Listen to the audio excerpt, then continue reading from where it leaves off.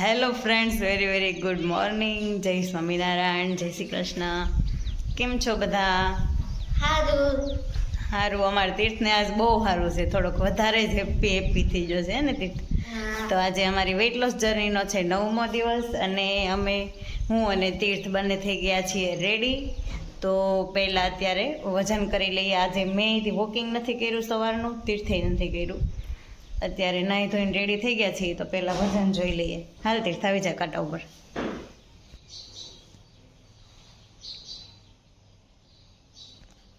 તો જી તીર્થનું આજનું વજન છે 45.05. એટલે તીર્થ કયું આમ છે ને, આમ ફૂલાણો છે કે મારું વજન ઘટીને એવો. તો તીર્થનો કાલનો વજન હતો 45.70 અને તીર્થને આજનો વજન ઘટીને આવ્યો છે, એટલે આજ એટલો બધો આમ થાય છે. એ કહે છે કે મેં કાલે સાંજે ખાધું ને તો એ મારું વજન અત્યારે ઘટીને આવ્યો, મને તો મજા આવી ગઈ. હવે હાલો મારો વજન કેટલોક આવે છે જોઈ લઈ. આ દાળ બોલી કેવી હતી કાલે? દાળ ઢોકળી કેટલીક છે એ જોઈ લઈ.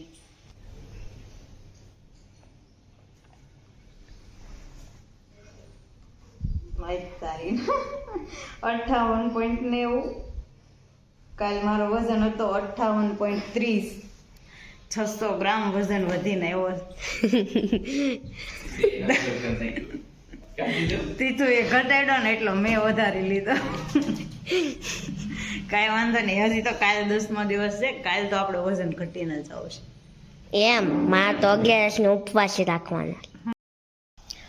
તો જે આજે છે એકાદશી અને અત્યારમાં તીર્થને અને મારે કંઈ ખાવું નથી, હું ખાલી ગ્રીન ટી પીવાની છું.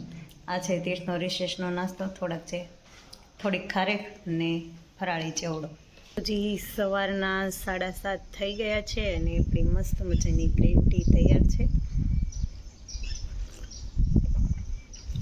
મસ્ત મજાનો ઠંડો પવન અને ગ્રીન ટીનો આનંદ લેતા આપણે મસ્ત બાલ્કનીમાં બેસી ગયા છીએ અને આજનો આખા દિવસનો પ્લાન છે કે કાંઈ ખાવું નથી. આજે છે એકાદશી, તો ઉપવાસ કરવો છે, પણ જોયું છે જો વળી એવું લાગશે બહુ ભૂખ લાગી છે અને કંઈક ખાવું પડે એમ જ છે, તો થોડું ઘણું કંઈક ખાશું. નહીંતર આજે આખો દિવસ ફક્ત ને ફક્ત પાણી પીવાનો પ્લાન છે. બપોરના 12:05 થઈ ગઈ છે. બપોરનું ભોજન થઈ ગયું છે અહીંયા રેડી. આજે છે એકાદશી, તો છે આ ફરાળી ખીચડી, કેરી, દહીં, મરચાં લીલા અને સેમ ડીશ તીર્થની છે, કેરી, ખીચડી અને એણે લીધી છે છાશ. તો આજે છે આ અમારું બપોરનું ભોજન. તો જે અત્યારે સાંજના થઈ ગયા છે 5:45. તો મને અને તીર્થને પછી લાગી છે ભૂખ. આજે હતી એકાદશી, ઓછામાં ઓછું ખાવું હતું એવું હતું, પણ ભૂખ લાગી છે એટલે ખાવું પડશે. તો અહીંયા અમે વેફર તળી છે અને સાબુદાણાના ગાંઠિયા છે. તીર્થ માટે અહીંયા ચા દૂધ છે અને મારા માટે અહીંયા દહીં છે. તો અમે અત્યારે આ ખાવાના છીએ. અત્યારે 5:45 થયા છે. તળેલું ખવાય નહીં વેટ લોસ જર્નીમાં, પણ ભૂખ લાગી છે અને એકાદશી છે એટલે હવે ખાઈને જ છીએ ને તીર્થ? હા. તો હાલો આવી જાઓ બધાય વેફર ને ગાંઠિયા ખાવા. રાતના સમયે ક્યારેય પણ હેવી ભોજન ન લેવું જોઈએ, એટલે જ અમે આજે 5:30 ખાઈ લીધું, કારણ કે તળેલું ખાવાનું હતું. તો જ્યાં સુધી સૂર્યપ્રકાશ હોય ને ત્યાં સુધીમાં આપણે જમી લઈએ ને તો એનું બહુ સારું એવું પાચન થઈ જાય. એટલે અમે આજે વહેલું ખાઈ લીધું અને એમાં જ અમારું આજે વોકિંગ કરવાનું શેડ્યુલ બી ખાઈ ગયું. પણ ગમે ત્યારે પણ વેટ લોસ જર્નીમાં હોય અથવા તો રેગ્યુલર પણ આપણે ગુજરાતીઓને એવી ટેવ હોય કે કાંઈ પણ જંક ફૂડ ખાવું હોય, કાંઈ પણ પાર્ટી કરવી હોય તો સાંજનું જ હોય. તો સાંજે જેટલું બને એટલું હેવી ફૂડ ખાવાનું અવોઇડ કરવું જોઈએ.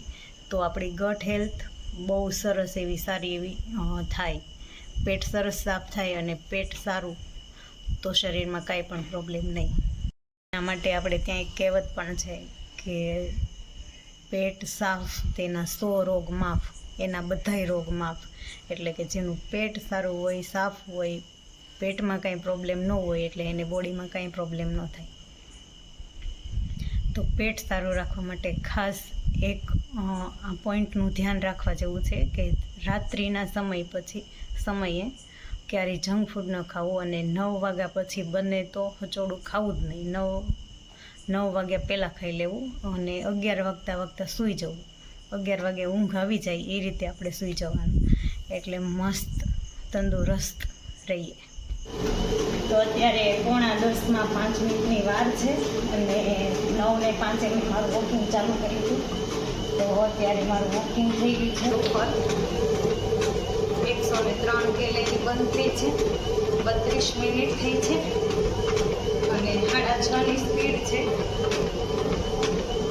અને 3.5 કિલોમીટર જેટલું વોકિંગ થવાય છે.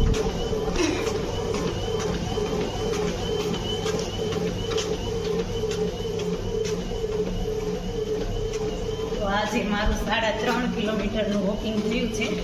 તીર્થે આજે રાખી દીધી છે રજા, એ તો સૂઈ ગયો છે. તો ચાલો આજનો વિડીયો અહીંયા જ થાય છે પૂરો. 5 5:30 અમે જે ખાધું ત્યાર પછીનો અમારો કાંઈ પણ ઇન્ટેક હતો નહીં, ઓનલી ફોર પાણી પીધું અત્યાર સુધી. અને અમે વહેલું ખાધું એટલે જ અમારું વોકિંગનું શેડ્યુલ વિખાઈ ગયું, એટલે પછી અત્યારે લેટ વોકિંગ કર્યું છે. ચાલો બાય બાય, હવે કાલે મળીશું પાછા.